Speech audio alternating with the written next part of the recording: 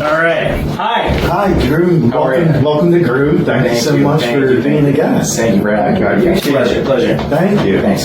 So I guess the first question I wanted to start out asking you, basically, a simple question right off the bat, is what actually drew you to wrestling, and who were some of the guys that you loved to watch? So when I was growing up, we had a friend of the family who loved to watch professional wrestling pay-per-views, Survivor Series, SummerSlam, Royal Rumble, or WrestleMania. My parents didn't really watch it. They knew like Hogan from television, that kind of stuff. So I would get to like every couple weeks or once a month go over and watch the events at his house as a little kid. We're talking like 2, 3, 4, and people like Undertaker and Hulk Hogan and Macho Man Randy Savage, and later like Tatanka and Razor Ramon. They would all jump off the screen and captivate me. So that whole generation drew me in as a fan originally. Then I fell off a little bit as I grew up. The Attitude Era came around. Guys like Ken Shamrock really hooked me. And then I discovered independent wrestling because one of my teachers in middle school actually happened to go to Combat Zone wrestling shows. Oh, wow. So he would tell me there was the show that's been in ECW. What do you mean? It's like, oh, glass and tables and fire and barbed wire, like right there. Yeah. No way. Yeah. So I started going to those shows in Sewell, New Jersey. That's where they were running at the time, the Champs Arena. And my brother tagged along with me. He's 3 years younger, my brother Corey. And we just started going, and then it turned into me being here with the school in Kensington 20 years later, a whole wrestling career. Oh my God, that's crazy. Crazy, yeah.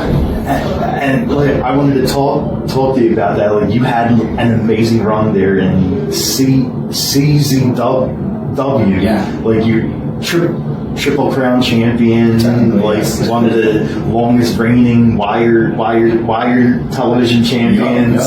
And how did it feel to actually be part of that, and like that the title reign that you had? It's funny, like you were pointing at this poster we have up here of Sick McMahon not too long ago, right? Yeah. He's someone who, like, iconically, you picture Combat Zone wrestling, if you know what it is, he's like one of the first 5 names that comes up, right? Exactly. Getting hit with the weed whacker, flying off the buildings. Exactly. It's really crazy persona. His whole wrestling career was like 3 years long. I know. You know, and like by the time I came to winning the Wired TV title, I think I was at least like 4 or 5 years in, maybe 6 years in. So I'd already doubled Nick Mondo's career. I think the Wired TV title was the second defense. I was the second champion ever. I beat Tyler Veritas. That was the brainchild of like Mike Burns and the Smart Mark video crew came in, and really Mike was the one who started doing the creative at the time for Combat Zone wrestling. So CZW having the mid-card title. It was at the Iron Man Championship, but they wanted something different because YouTube started becoming popular at the time, and they were creating a television show just for that through Michael Pankos. It was also his brainchild. He's the production guy who still works at the ECW arena. Oh, wow. So all the really cool like graphics and projectors and monitors and lighting, and the staging that he built for CZW, which really did elevate it as an independent promotion in the early 2000s. That was all from him. So him and Mike Burns were very instrumental in kind of like creating this opportunity for a lot of us. And I was homegrown through the school, and I was doing something a little different, starting to figure out what my character was. So getting the chance to start to grow at CZW and not be the typical deathmatch wrestler, you know, and survive that crowd at the ECW arena, which that's a crazy crowd, right? Not like bloodthirsty, but also like super hypercritical, right? Like they'd seen everything. Exactly. This was their home, exactly. You know, so like people who fucked up. Can I curse on that? Oh yeah, of course. People who fucked up, they literally sang that to you, you know, all the time. I know. That's where that came from. If you ever hear it out on the independents, So yeah, it was extremely tough, but it was super fun. You know, I wouldn't trade it for anything in the world, and I carry that chip on my shoulder wherever I go. You know, for better or for worse. So very, very proud of my upbringing with Combat Zone wrestling. Oh yeah, and like you were saying, like that they were definitely known for the more like violent stuff and jumping off buildings and bleeding everywhere, and it's awesome how you got like a Philly crowd like that to actually like get behind you. Yeah, and I'm very lucky that I had that. I had that upbringing. But I think, you know, once It would definitely like make performers nervous to work from because they knew how hypercritical they were, you know. But once you got to the point where you were just comfortable and started being yourself a little bit and letting the audience in, you know, a little, which is super important as a performer. They just like, you were one of them. They were with you at the same page. And once you get that, because it's Philly, they're the most loyal people in the world. Oh, definitely. You know what I mean? Definitely. So like, as long as you guys are gelling, you got our back, we got your back. It's that way. You know? Oh yeah, definitely for sure. Philly's definitely a good town. Yeah. And then you go to the WWE, and you have first you start out aligning yourself with Danielson, yeah, and then you go into a feud. So with what's it like actually working with him as both like a partner and an enemy? It was really special. Like we didn't start working together on screen until 2019, I believe. So I'd been with WWE for a good 3 years at that point, and he was always the top guy on the independent scene. You know, I'm the opposite. I was always the bottom guy who worked his way up to the mission. Who would occasionally work his way up to the top. That's always been my guy. His path was he's so damn good that he was always top of his Ring of Honor days, all the way up through his WWE. I mean, his WWE days, he did have to figure out the system a little bit, but he always had that spark and he had the right people pushing for him, you know, because he is that good. Oh, he's just that good. I know. So, like, I've always been aware of him and his work. You know, he was part of that Murphy Rec Center, kind of like later addition to that. Paul London, I think, was the guy at first there when they first started Ring of Honor. But Danielson was the guy. He was the guy who was the face of that company that built them up. And he always, because of how WWE was at the time, it was always the land of the giants. You know, we have our Batistas and our Randy Ortons and our John Cenas in those early mid-2000s, you know, and the previous generation of workhorses, those, you know, your Malenkos and your Guerreros and your Jerichos, that whole crew had already been in there for a while. Exactly. You know, so there's no one really filling that gap. Plus WCW wasn't around at the time. WCW was gone. So to have like CM Punk break through at first, become like the independent guy at the time that they would bring in, you know, you could see like kind of the path to where like Brian came in was the next guy. And once he started up, they were like, okay, now we're going to give opportunities to more people. So he kind of like paved the way for people in my generation. You know, people like myself and Biff Busick and guys like Arya Davari and Tony Nese. You know, Cedric Alexander, TJP, even though they're pretty much the same age class. Having Spanky come back, who trained with Brian as they came up. You know, like having the opportunities come with the Cruiserweight division, we owe a lot to him. So for me, it was really surreal to just get to kind of know the guy, and we got along great. Yeah. You know, I worked with him briefly when he made his return to in-ring competition from his neck surgery. Yeah, exactly. I got to be the medical coach, kind of like in the ring, working with him to get him ready for that match the day before. Nice. So that was an honor, you know. And I didn't know it would turn into him wanting to like be in a tag team with me. So, you know, 205 Live came, and then it moved to NXT, and they decided to go in a different direction with the Cruiserweight Championship. And I happened to get moved to SmackDown. We were sharing locker rooms together. So, you know, he kind of crafted this story where, like, you know, maybe he coaches me, or maybe he sees holes in my game. And we just kind of flubbed this thing, and it came together, and you know, it turned into the match at Elimination Chamber in Philly by coincidence. Just happened to work out. He pushed really hard to get us on the card, and then pushed really hard to get us on the main show, and we did our thing. And the cool thing about, you know, wrestling, that technical style, and trying to like really focus on the realism and the drama from what a match is, as opposed to like just your storyline on top of it, which seems to be what most of the mainstream wrestling does. It always hooks people. Once you establish what the stakes are in the ring, and you teach people how kind of like the drama of a match makes sense, it's really fun to watch. It really becomes like a fun thing. It's not even that it's a sport. You really see the art form evolve. And thank goodness, like, he's on that same wavelength too, and really wanted to do that. And we went out there and had our match, and everyone was very happy with it. There was the German suplex spot that scared the crap out of Vince. But Brian was fine, perfectly fine, thank goodness. And we actually used that as a part to enhance the match.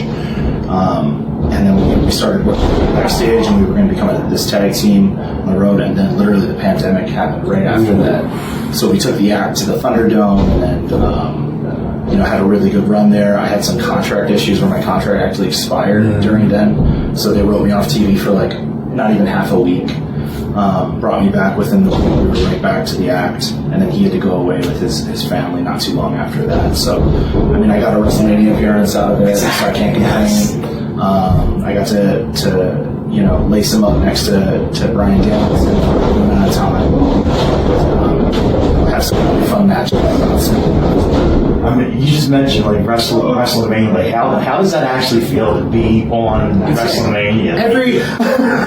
It's insane. Like, saying it out loud, it's just, if I'm thinking back to that kid who watched it with friends of the family growing up, and like there I am as a part of it. It's just like, it feels so impossible, but at the same time so much that it had to happen at some point. It's such a weird juxtaposition there where I don't take any of that for granted. So anytime someone tells me like, oh, you have an action figure, or you were in the video game, or you have a t-shirt on the website, or you got to be on Raw, or you got to work with celebrities, like that stuff, to me, it's so freaking awesome. Oh yeah, it's so awesome. And I'm very grateful for all of it. Sweet. And our Truth is someone that you had the 24/7 belt back and forth with him. Yeah, we had a good few months. And Truth seems like the funniest guy. How's Truth behind the scenes? He's insane. He's absolutely insane. No, he's wonderful. He's really he's one of the smartest dudes in the ring. As a performer in general, business-wise too. He's just so smart. And technically, he's incredible. When we got to have a couple matches, either with the pay-per-view stuff here and there, or, some matches on Raw and SmackDown here and there in the Thunderdome. And I think he was at the point where he's like, listen, man, I don't do a lot, lately, and he's so gifted, athletically, and his timing is unbelievable in the ring. And he can bust out some really off the wall stuff you don't normally see in a wrestling ring, So that always, for me, I always kind of let's do some of that, And he was game, and that was the coolest thing. Just having the respect of someone like him, that means the world. Oh wow, yeah, Truth is so fun. Yeah, he's hilarious. And while in the WWE, you thought of the wrestling school that we're sitting in now. Yeah, we're here. And this is it's Catchpoint. How did you create it and come up with the name, and how did all the wheels start turning? So Catchpoint was an act that we did in Evolve. So Evolve was the spiritual successor to what Ring of Honor was at the time. Or the stepson of Ring of Honor. It was headed by Dave Sapolsky. He was doing Dragon Gate USA, and then he saw the need for something else for the American independent scene. He came up with Evolve, which is where the styles would evolve. And he took notice of the technical style that I happened to be doing at the time, and said that seems like the direction we want to start going in. So then I created opportunities for guys like Biff Busick and Timothy Thatcher and Jonathan Gresham and Zack Sabre Jr. We were there a couple times, but we were really pull everything together under his kind of with what that was, and he needed a stable, and the stable was myself, Hot Sauce Tracy Williams, Matthew Riddle, TJP, and then we added Fred Yehi to the group, and we were just these 5 very different, very technical performers, and he said, Drew, I need a name for this group. And I don't know how I stumbled upon it, but Catchpoint, catch wrestling is the thing. Catch as catch can happens to be an art form, a martial art in its own, shoot style of professional wrestling, shoot wrestling. And Catchpoint happens to be a safety mechanism for trains. So if the train was going to jump the track, it would switch to Catchpoint and it would put it back onto the track. So somehow I delved into this and I found out about it and I was like, that makes perfect sense. You know? And something about too, the hybrid wrestling pancreas logo looked like a train kind of design, you know. So yeah, I don't know. I just said to Gabe, I was like, what do you think about Catchpoint? He's like, that's it, that's the name. I was like, okay, cool. I wasn't even sure. And we started using it as a team. We put on some shirts just like this.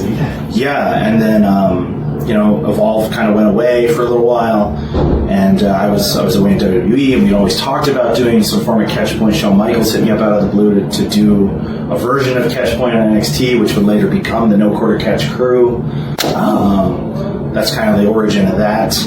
And around 2022, I would just get so antsy about going to schools and training and not really having my own ring or a place to do that on my own. And I just said, all right, enough's enough. I'm just going to do it. So I came to Philly one day. I was looking in locations all over the country. I was literally walking around town, calling out realtors that sign, there's signs all over the city, posted all the time.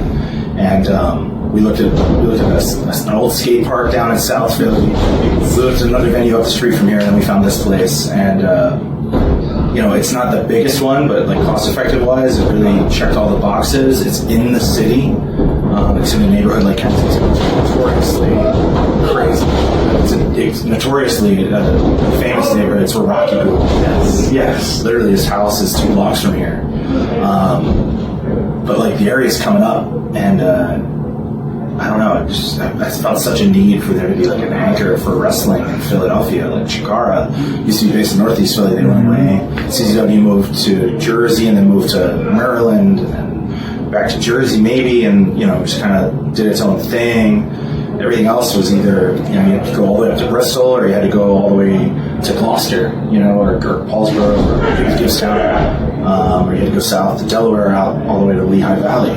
So I was like, let's just go. Let's do it. So I found the place, just on a whim, got the building, high spots who I've known for years. I got the ring put in, hit up some people I know who were down the coach, and they were all game. So here we are, and we got, you saw that's our 11th class in there right now. There's 8 of them in the ring with hot sauce right now doing drills. And then a bunch of the dynamic students who are former graduates of that program, and a few independent stalwarts. They're all here. We've, I don't know, maybe 60 or 70 people come through the school in a year and a half. Really? And they're all doing their career to as much as they want to. That's a big part of what we do here.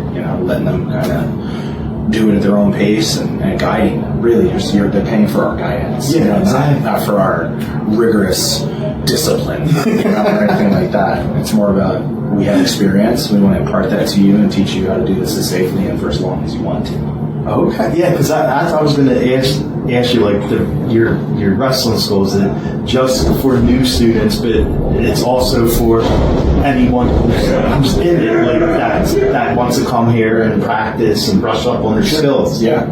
Yeah, so I always had that at Combat Zone Wrestling. We had it was just a building Band-Aid got in Jersey. They threw some weight training equipment in there, and then there was a room with a couch and a TV and 2 rings. And we had class. John Dahmer would teach class a couple times a week. Zandig would teach class. Eventually Nick Burke and Z-Bar would teach class, and then this Chikara school came and took it over. But it felt like a family. It felt like a home. Having a home base that you can kind of rely on and trust for support. That's a word we say all the time here. We say support, and everyone gives a little clap. That's huge for any walk of life, let alone something that's independent performance, professional wrestling. Money is not guaranteed.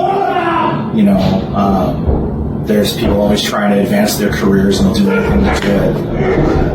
At the end of the day, we're all in it. So that's kind of how we work. Oh, wow. And you don't only teach the ring work with everyone's doing now, running the ropes and taking the bumps. Yeah. You also teach the psychology of wrestling. Yeah. So psychology. The way I've somehow rationalized it is there's 4 main aspects that we teach to whoever comes through here, and they'll hear me preach about this. So many schools, they want to get they focus on just solely like how to wrestle in the ring. You know, we say we focus on your technique, which encompasses all of that. We focus on your performance, which is the theatrical side of it, the psychology side of it. We focus on the fitness, which is how you have a long-lasting career by taking care of your body, learning how to prevent injuries and prepare for, a wrestling match or a 30-minute match or a 5-minute match or going town to town, all that stuff. So getting in good shape conditioning-wise. Then we focus on the business side of it, which is something that most schools don't even touch on, until after they've taken all your money and you need help down the line. Sure. We want our guys to be open-minded and prepared for whatever's going to come at them. If they have a goal in mind, we are going to help them achieve that goal. So if they want to start going someday and make a run of this, we're there for you. Or if they want to just go and make sure they have their gas money on a trip, food to eat, we're there for you. Yeah, that's different. Like I've known quite a few wrestling schools that just want to take the money and then whatever happens. Yeah, we don't. I get that. I understand. There's something to about a liability standpoint where it's just like just pay us and separate after that. But I think I was brought up with such a nice community of guys who were like, they were just really tough on you, but at the same time, it's like you were one of them. Yeah. And like I need to give back in that aspect too. Oh wow, nice. And besides you, who else trains? Like who else are the trainers besides you? Our Monday class is headed up by Wheeler Yuta, who's a program coordinator here. He helps me go over the curriculum, and Vito Star, who was a student of mine at the Chikara school, maybe 10 years ago, 11 years ago at this point, who's a circus acrobat by nature. So she does a lot of like fitness and body control on top of the performing arts and the in-ring. Tuesday I have Nate Wallace from the Rep, who's one of my students from Combat Zone Wrestling. He's incredible. He's come a long way as a coach, and it's something he really enjoys. He's very passionate about helping people. Wednesday it'll be myself teaching at the school, or Kurt Robinson, who's another student of mine teaching since he was 14 years old. It's cool. He's younger, so he relates to the younger generation a little bit better than I do. And then Thursday we have Hot Sauce Tracy Williams again, who is my tag team partner and partner from Catchpoint back in the day, Ring of Honor standout. Fridays we have some of the luchadors come in, so I think right now we have Ultimo and the Hermit Crab teach some lucha practice, and then I'll come in the system. Saturdays we do a remote class right now. It's myself and Nick Burke doing training, so we'll literally watch matches that the group is kind of talking about or interested in as a round table. So kind of what you walked in and saw us doing earlier. Oh, okay, yeah. We'll do that through our Discord channel online. Yeah, and it's whoever's free wants to pop in. We do it Saturday mornings, 10 a.m. so whatever. Last week I was doing it over phone call with a guy from Chile and a 17-year-old kid from Jersey. Yeah, and I was driving to New York all the time. And we were just talking about wrestling, like what their day was. The one guy in Chile was having a title match, talking about strategizing for that, So like that's a really, really fun class. Sometimes we actually pull it into here and we'll do like a grid in the ring and work on fundamentals and broadcast it live to the group while we type it in at home, asking questions. Oh my god. And then Sundays, we just started up on Sundays, Antisocial, who's oh my god, yeah, she's the manager.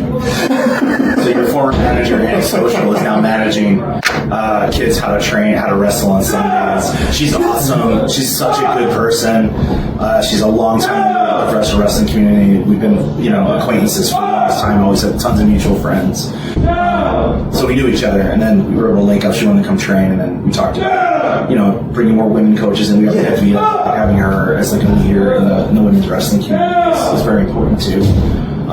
Just for the representation and like she has experience and has been through it. So, we want people to be ready for what they have to go through if they're, not that the landscape is different for much better reasons, which it is. It's progressive. Yeah. We want people to kind of like learn that side of things and from a respect level, just kind of carry themselves a certain way. And having her there just adds to it.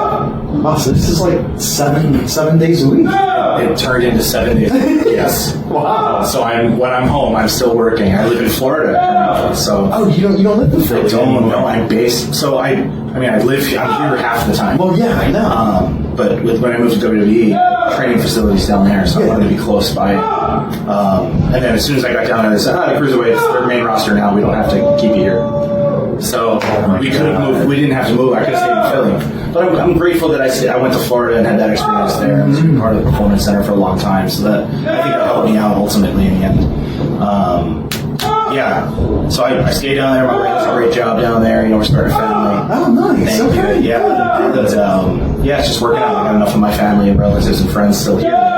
Even when I'm not working on school, I can go grab a bite to eat with my buddy or go catch up with my mom or my dad right now. Thank goodness. Nice. Yeah. And you just recently had an amazing match. Like, I was at the show at SPO, and Simon Gotch. Like, this is the first time you two ever First time we ever wrestled a match together, and I met him.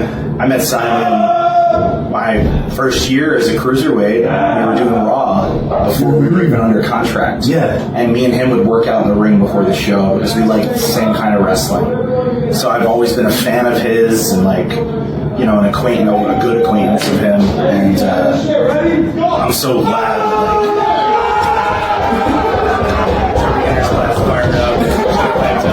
I am so glad that we're doing the conditioning. Yeah, I'm so glad that the officials at SPO saw the opportunity for us to have a singles match, and I just inched it out over him. I got super lucky and caught him in a hold, but I would wrestle him every day of the week if I had to. Oh yeah, definitely. The fans loved it too. Like they were eating it up. That was the really cool thing about that match when you watch it back. Like that audience that we had, they weren't typical wrestling fans. Yeah, it didn't seem like it was probably about 70 to 80% kids and families from the community who were coming out just because they had the chance to do it. So they're used to, if they're used to anything, it's kind of the big stage stuff. And me and Simon, we had essentially a UWF fight, and the fact that we were able to engage them and keep them engaged, they were watching. That's my favorite. If they're just yelling dumb stuff throughout the time, that's their own way of engaging, fine. But when they're just kind of watching and then they react, as the match progresses, that's how you really have their attention, especially that size audience and where we were in the venue. So it was super special to get to wrestle him, compete with him, have our kind of match, and still keep the families engaged that we were able to, and hopefully talk a little something about what this can be as well. Oh, wow, nice.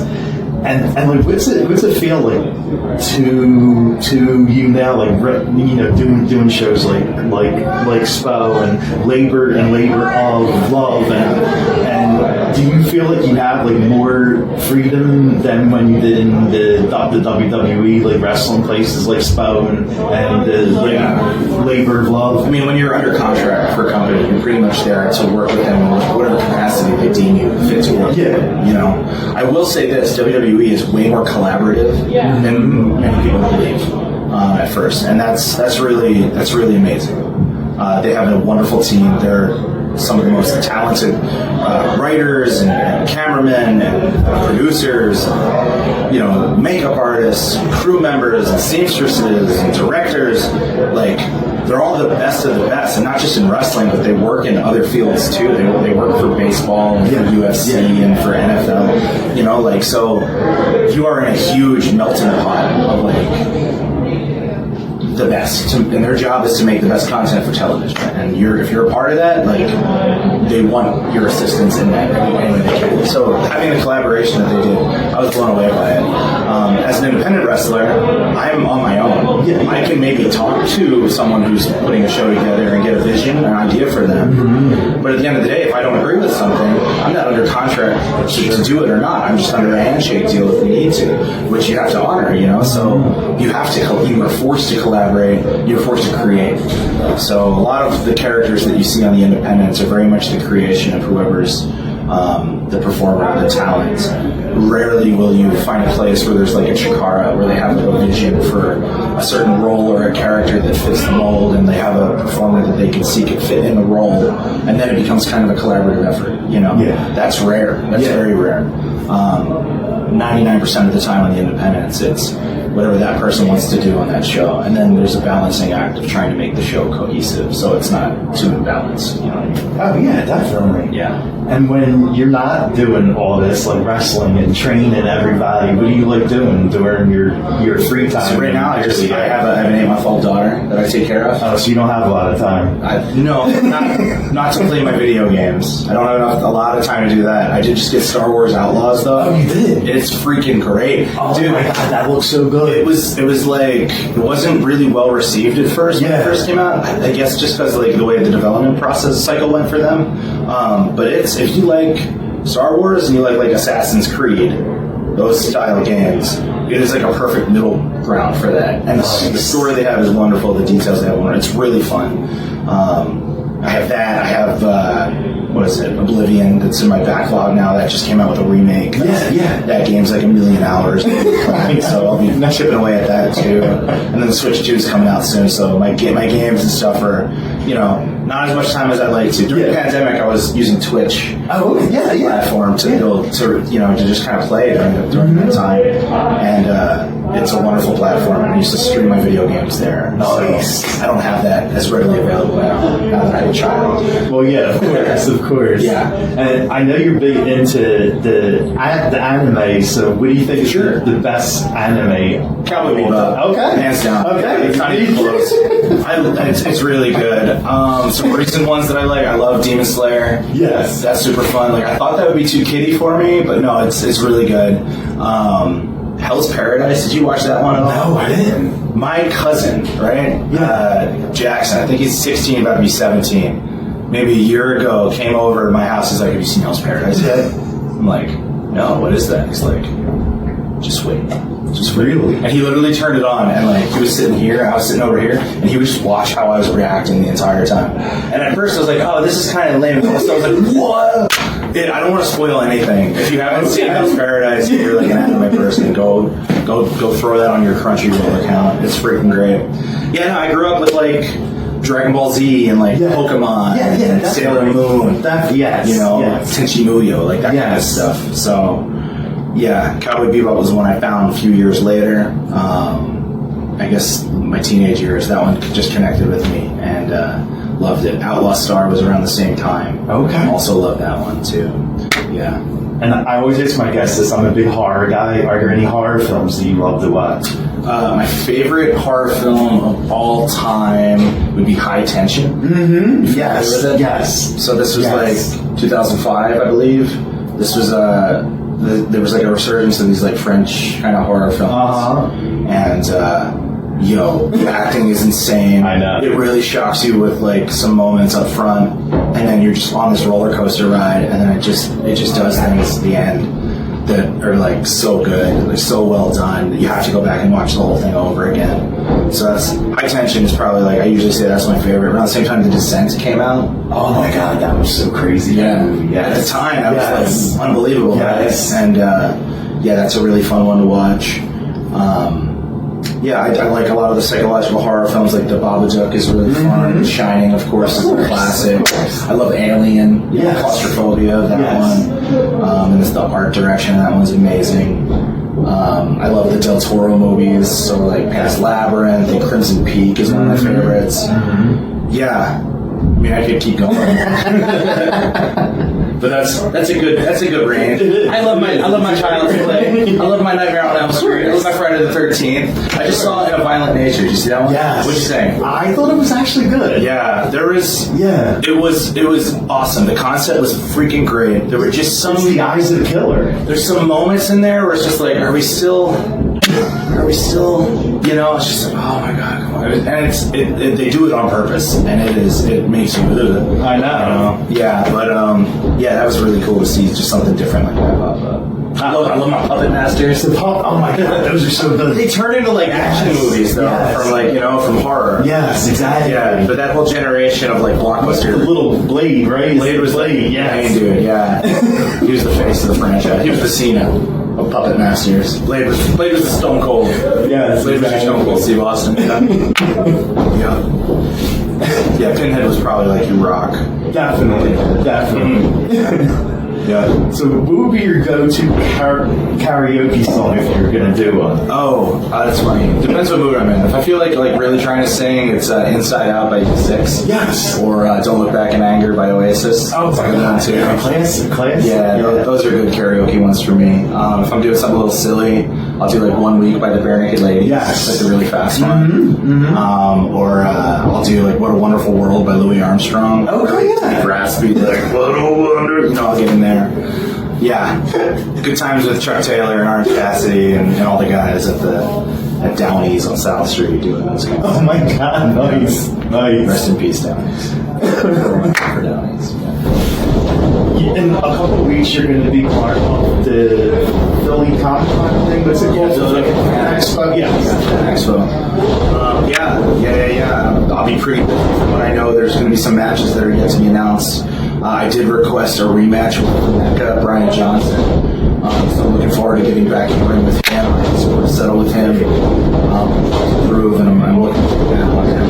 So if you're a Philadelphia wrestling fan and you've seen anything about the Fan Expo convention, they will be there. As will the crew from Catchpoint. We'll be doing some in-ring demonstrations, so if you want to train a little bit or something, that's like going down. Hey, I've seen him like walk by. He's actually there. You know, we are also acquaintances. So yeah, I might run into John Cena somehow. Who knows? Never say never. Exactly. Last thing I'll ask you is where can fans follow you and follow you? Yeah. If you want to follow me anywhere, see what I'm up to, go to drewgulak.com. That's my online living resume. It's got a link to my tour.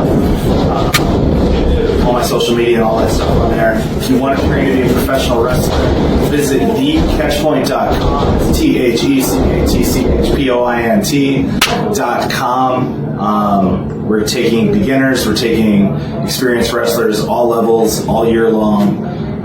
There is no minimum to how little you have to train with us, and there is no maximum to how much you can train with us. So please visit our website, thecatchpoint.com, fill out the form, drop us a line, and we'll get you enrolled as soon as possible.